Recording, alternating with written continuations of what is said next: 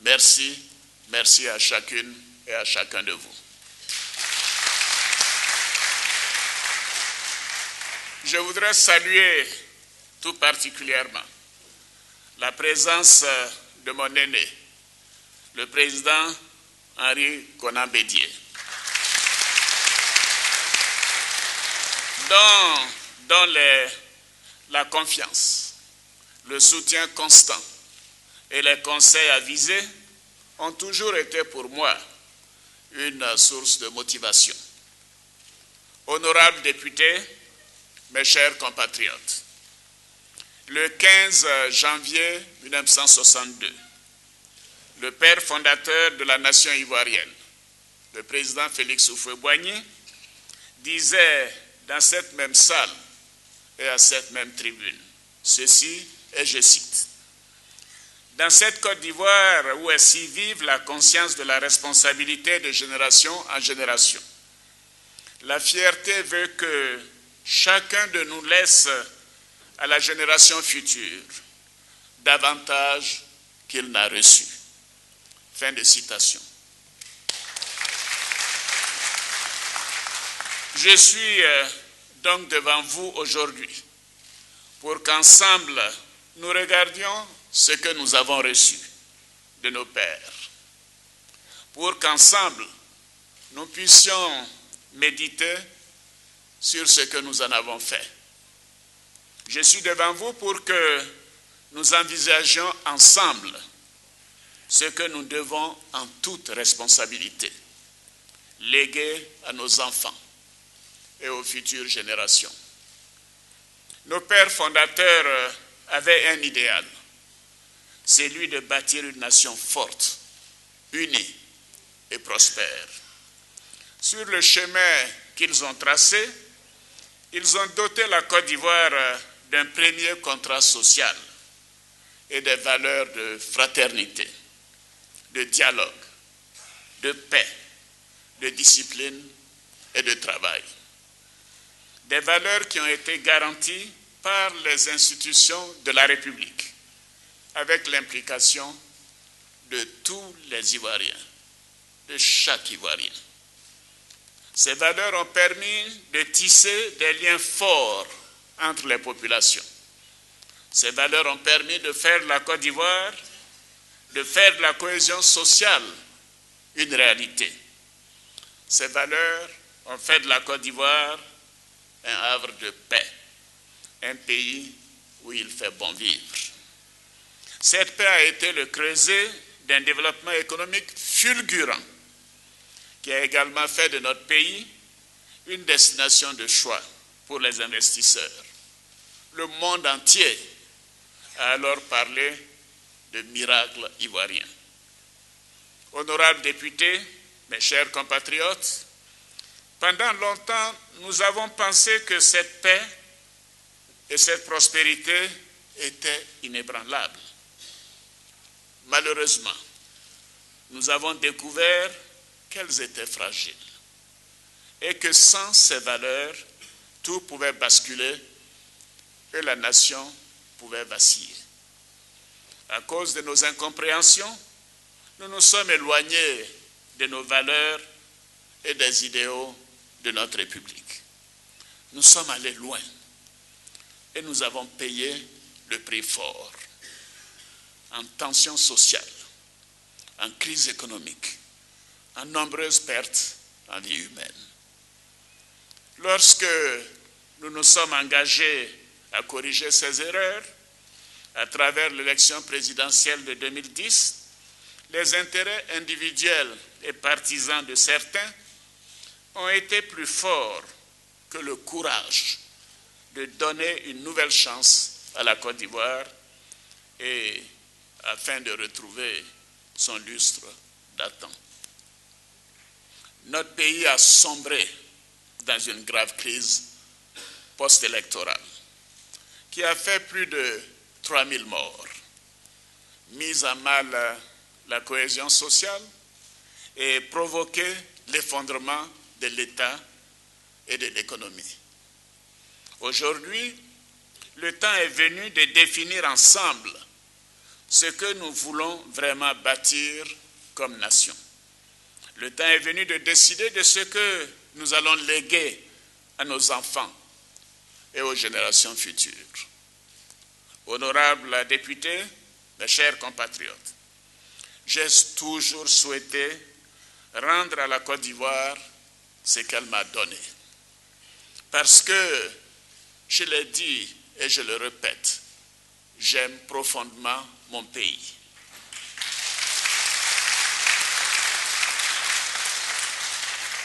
Dans cette optique, j'avais deux priorités au moment où je briguais la magistrature suprême.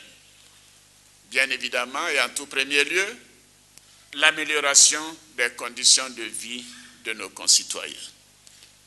Et, bien entendu, le renforcement de notre démocratie et de l'état de droit.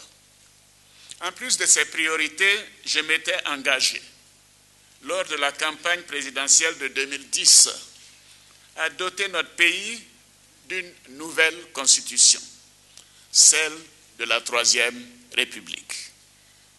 Je suis un homme de parole et je suis devant vous pour tenir cet engagement. Mais du fait de la crise post-électorale, nous avons dû parer au plus urgent, à savoir le retour de la paix et de la sécurité, la réconciliation nationale et la cohésion sociale, la normalisation institutionnelle, le redressement économique et la relance économique. Grâce aux efforts conjugués du gouvernement et du peuple ivoirien, nous avons ramené la paix et assuré la sécurité des personnes et des biens sur toute l'étendue du territoire national. Nous avons mis en place la commission Dialogue, Vérité et Réconciliation, la CDVR, dont les travaux ont permis d'identifier les causes profondes de la fracture qui a disloqué notre nation et de tirer des leçons de crise, des crises qui nous ont secoués. Grâce au travail de la Commission nationale pour la réconciliation et l'indemnisation des victimes, la CONARIV, nous avons démarré le processus d'indemnisation des victimes des différentes crises que notre pays a traversées. Nous avons ainsi restauré l'autorité de l'État sur toute l'étendue du territoire. Nous avons remis l'administration en marche avec des exigences accrues en matière d'intégrité et d'efficacité. Nous avons redéployé l'administration et réhabilité les services sociaux de base afin que nos concitoyens, dans les villages les plus reculés, ne se sentent pas oubliés. Nous avons rapidement engagé le processus de normalisation institutionnelle pour doter notre pays d'institutions fortes et crédibles afin qu'elles accompagnent la marche de notre pays vers son développement. Une étape charnière de cette normalisation institutionnelle, et peut-être l'une des plus importantes, a été l'organisation des élections législatives, une évolution importante pour la consolidation de nos avancées démocratiques. Donc, honorables députés, vous n'êtes pas au chômage. Nous sommes fiers de vous.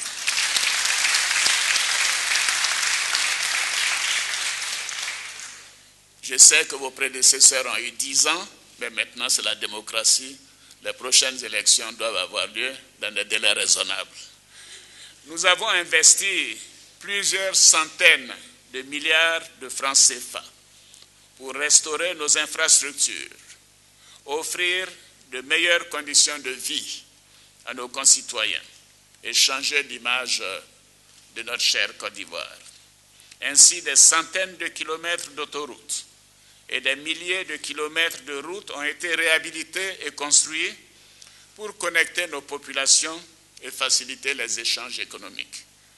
Nous avons assuré à des millions d'Ivoiriens l'accès à l'eau potable et nous avons raccordé plusieurs localités au réseau électrique. Nous avons investi massivement dans nos écoles et nos universités pour offrir à notre jeunesse un cadre d'éducation et de formation adéquat, leur donnant ainsi une chance de réussite sociale pour eux-mêmes et leurs familles. Nous avons réhabilité et construit des centres de santé et des hôpitaux à travers le pays pour que tous les Ivoiriens aient accès à une meilleure prise en charge médicale dans leur environnement immédiat. Nous avons redonné à la Côte d'Ivoire sa place dans le concert des nations et retrouvé notre rôle de locomotive dans la sous-région. Nous avons restauré l'attractivité économique et touristique de la Côte d'Ivoire et nous avons redonné à nos concitoyens leur fierté dans le monde.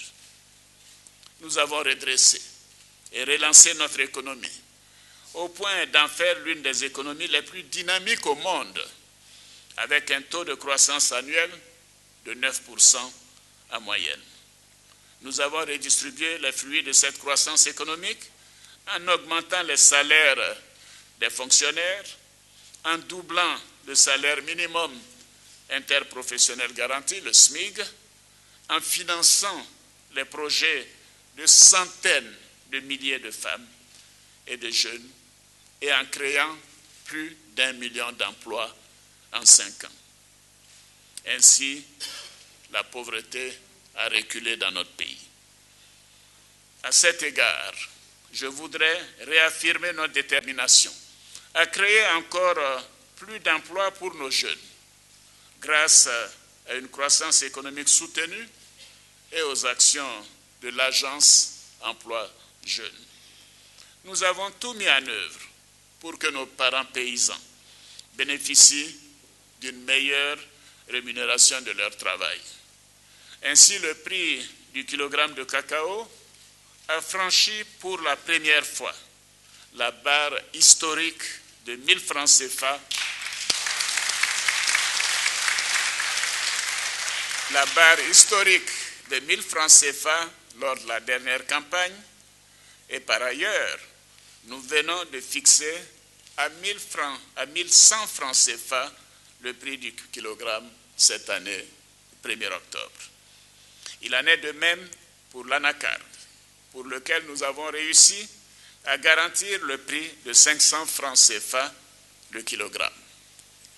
Le quotidien de nos concitoyens en milieu rural s'est considérablement amélioré grâce à l'augmentation de leurs revenus ainsi que la proximité des services sociaux de base tels que l'eau, la santé, les écoles ou encore l'électricité.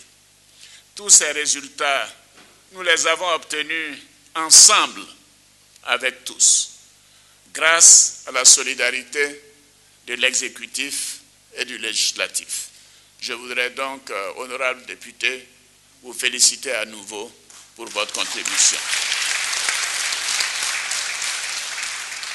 Ces résultats ont été reconnus positivement par nos concitoyens à travers un score sans appel lors de l'élection présidentielle d'octobre 2015 qui s'est déroulée dans un climat de paix. C'est pourquoi je voudrais à nouveau remercier chacune et chacun d'entre vous pour avoir contribué à changer la Côte d'Ivoire et la vie de nos compatriotes. Honorables députés, mes chers compatriotes, aujourd'hui, nous devons aller plus loin pour notre pays. Nous devons aller plus loin pour nos concitoyens. Pour cela, nous devons nous assurer que plus jamais notre beau pays ne retombe dans les travers du passé. Nous devons nous assurer que plus jamais les Ivoiriens ne s'affrontent. Nous devons bâtir une nation encore plus forte, plus unie et plus solidaire. Une nation qui transcende nos ethnies, nos tribus ou nos communautés. Une nation plus stable, avec des institutions modernes. Une nation réconciliée et en paix. Une nation plus équitable, avec un renforcement des droits et devoirs de chaque citoyen. Une nation plus dynamique pour le bonheur et le bien-être de chaque Ivoirien. Nous devons jeter les bases d'une Côte d'Ivoire nouvelle qui va rayonner dans le monde par son idéal de société basé sur la fraternité, le pardon, le respect de notre diversité, la culture de la paix. Une Côte d'Ivoire nouvelle qui va rayonner par son dynamisme et l'ouverture de son peuple. Une Côte d'Ivoire nouvelle qui va rayonner par sa marche inexorable vers le développement et la modernité.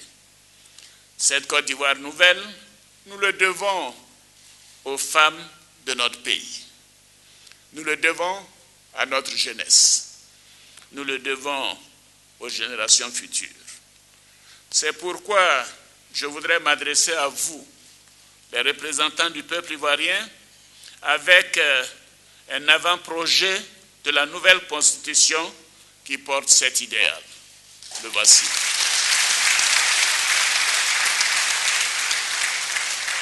La rédaction de cet avant-projet a débuté il y a plusieurs mois par des consultations avec toutes les composantes de notre société, les partis politiques, les chefs traditionnels, les guides religieux, la société civile, les femmes, les jeunes. Le comité d'experts mis en place a reçu les contributions de toutes les forces vives de la nation, désireuses d'apporter leur pierre au fondement de la Côte d'Ivoire nouvelle. Je m'en félicite et je voudrais les remercier pour leurs précieuses contributions. Je voudrais également remercier et féliciter le comité d'experts pour l'important travail accompli sur les bases des orientations que je leur ai données en vue de l'élaboration de cet avant-projet de constitution pour la Troisième République. Je salue leur engagement au service de notre pays.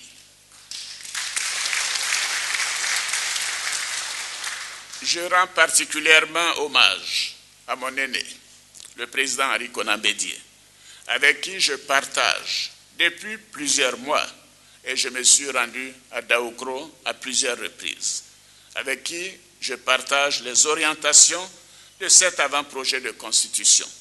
Je voudrais me réjouir, cher aîné, de notre convergence de vues.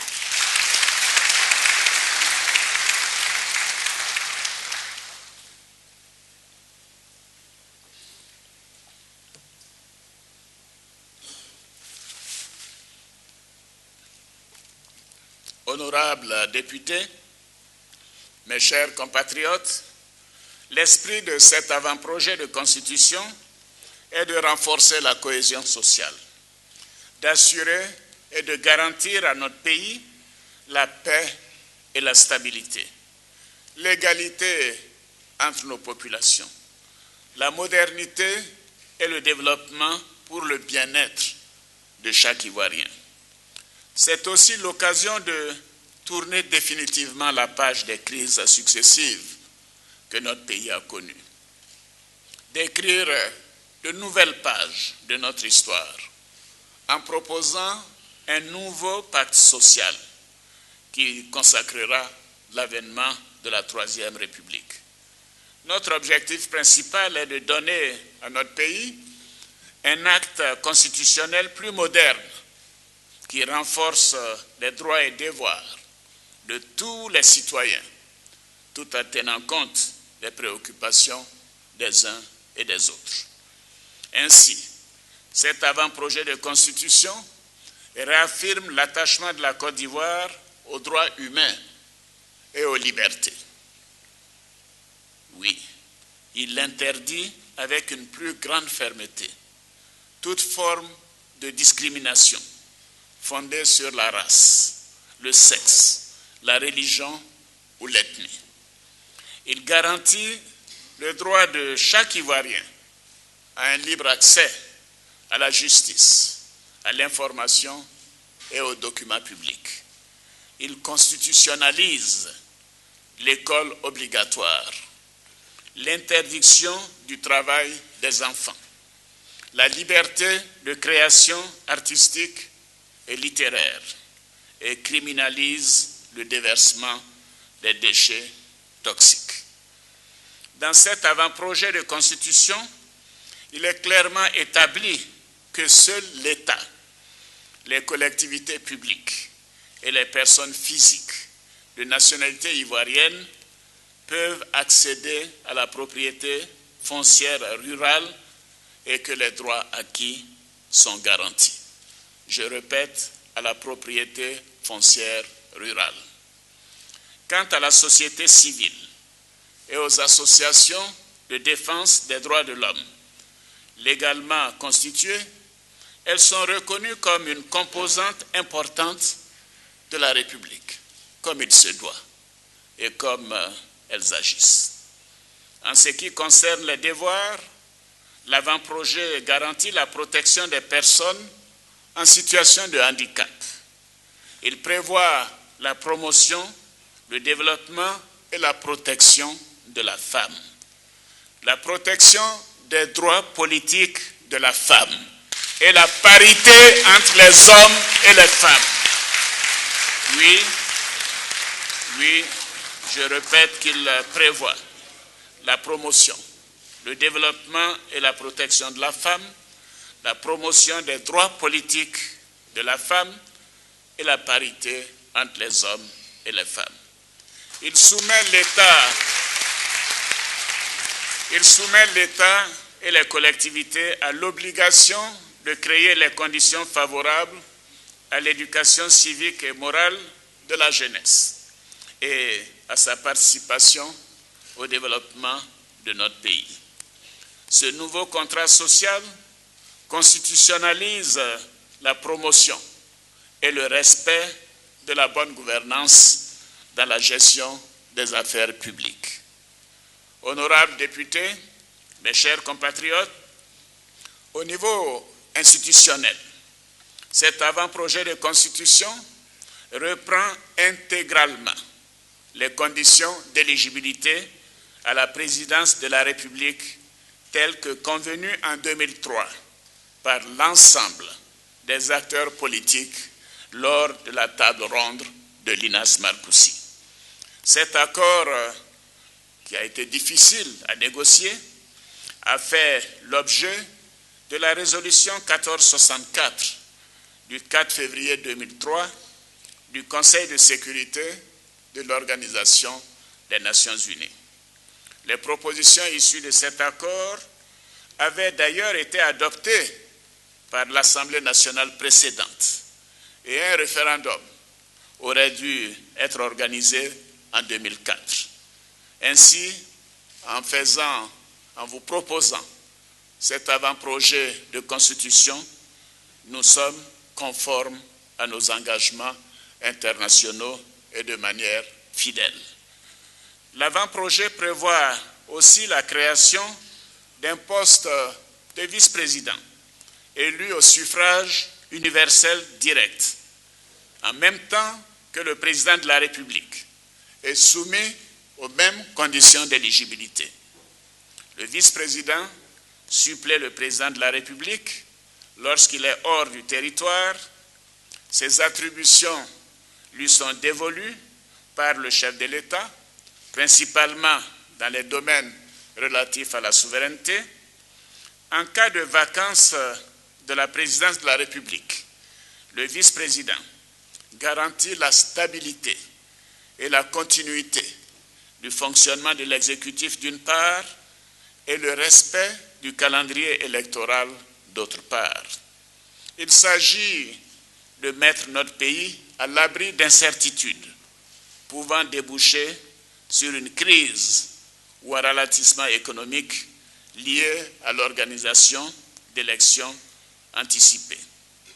L'objectif de cette réforme est qu'en cas de vacance du pouvoir, la succession se fasse dans la paix, car tout comme le président de la République, le vice-président sera élu directement par le peuple souverain.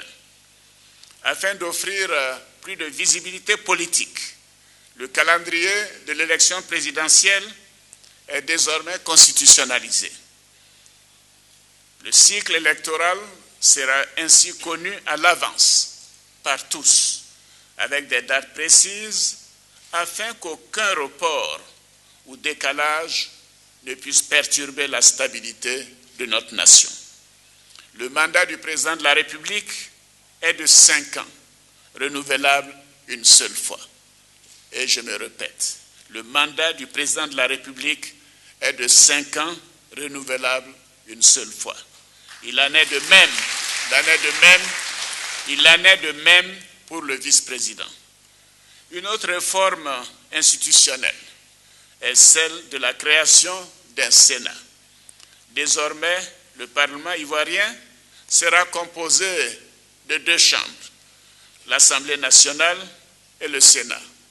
Mais, honorables députés, rassurez-vous, l'Assemblée nationale a la primauté et demeure la Chambre des représentants, tandis que le Sénat représentera les collectivités territoriales décentralisées et les Ivoiriens de l'étranger. Cela signifie que le Sénat aura une vocation spécifique de représentation des collectivités locales.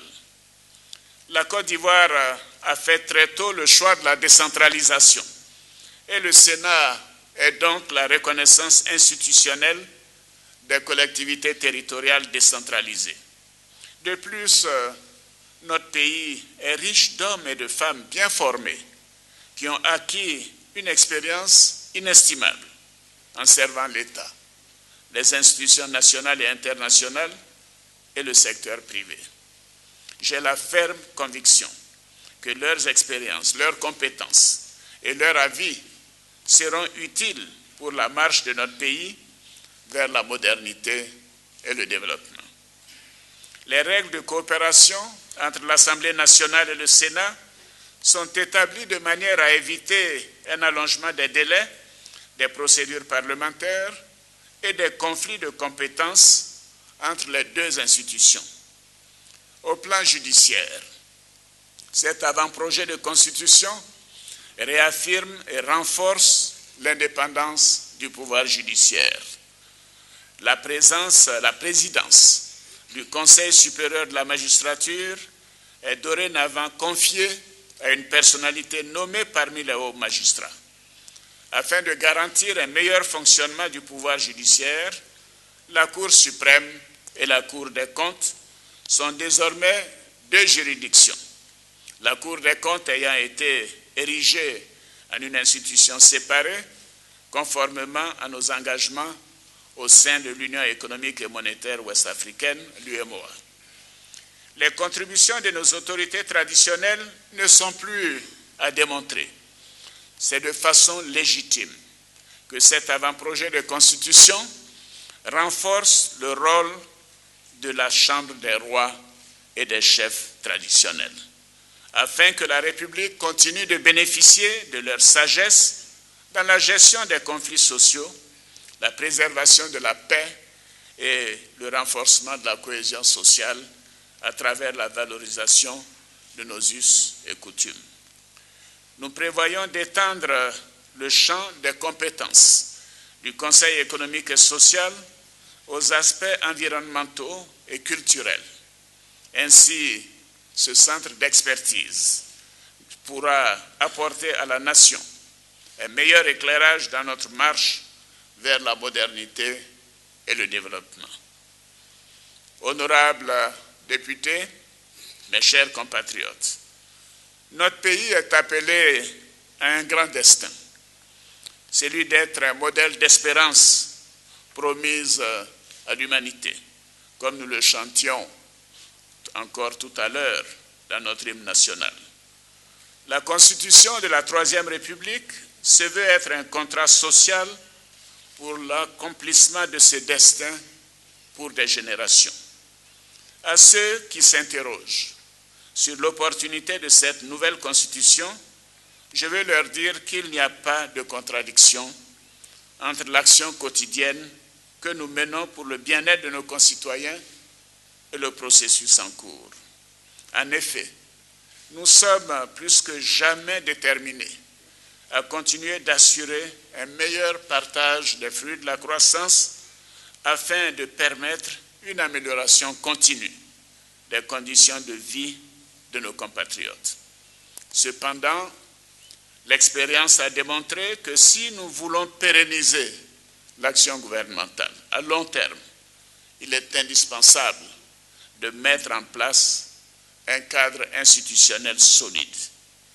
Le moment est donc venu de tenir cette promesse d'une nouvelle espérance à travers cet avant-projet de constitution que je vous soumets, vous, les représentants du peuple de Côte d'Ivoire.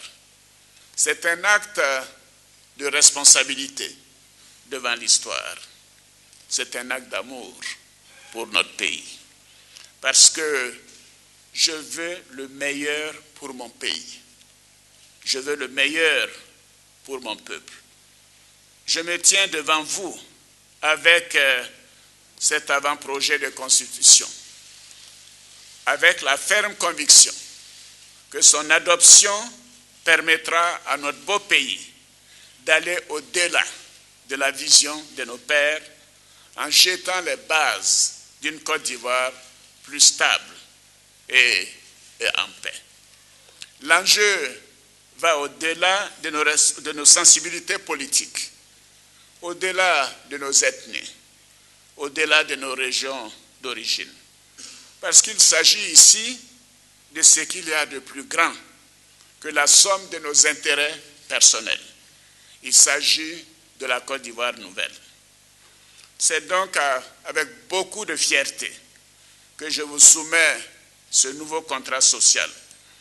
Parce que tout comme vous, je veux ce qu'il y a de meilleur pour notre nation.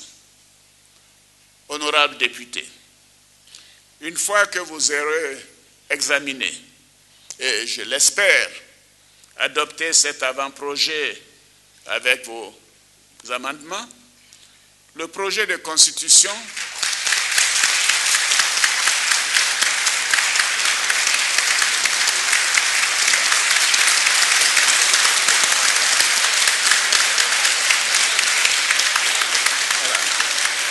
Merci.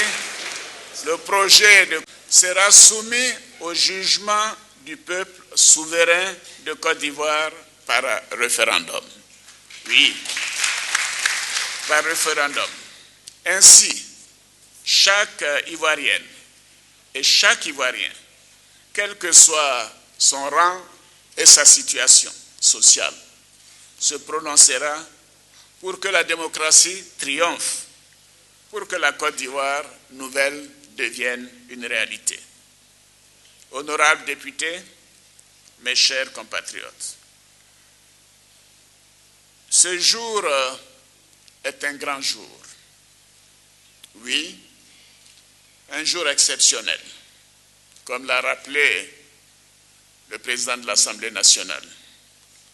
C'est la 3e fois dans l'histoire de notre nation que le chef de l'exécutif est invité à prendre la parole dans cette institution importante de la République. Oui, c'est la première fois que nous avons cette rencontre entre le président de la République et les honorables députés que vous êtes.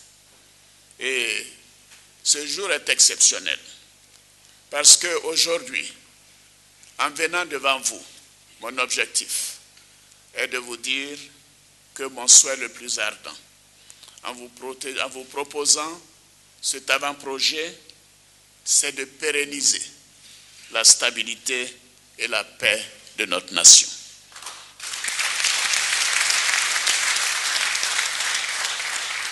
Donc, je compte sur vous pour que nous fassions en sorte de remplir pleinement cette mission et d'envoyer à nos concitoyens et aux générations futures un message d'amour de notre peuple, d'espérance et de paix. Je vous exhorte à porter la bonne nouvelle de cet avant-projet que je vous montre à nouveau et dont vous détenez copie chacun de vous. Je vous exhorte à porter la bonne nouvelle dans toutes les circonscriptions de notre pays, dans chacune des circonscriptions de notre pays. Je vous invite de dire qu'avec cette constitution, nous allons instaurer la troisième République, c'est-à-dire la République de la Côte d'Ivoire nouvelle, et que cette République doit se mettre en place dans les prochaines semaines. Vive la République, vive la Côte d'Ivoire, que Dieu bénisse notre cher pays. Je vous remercie.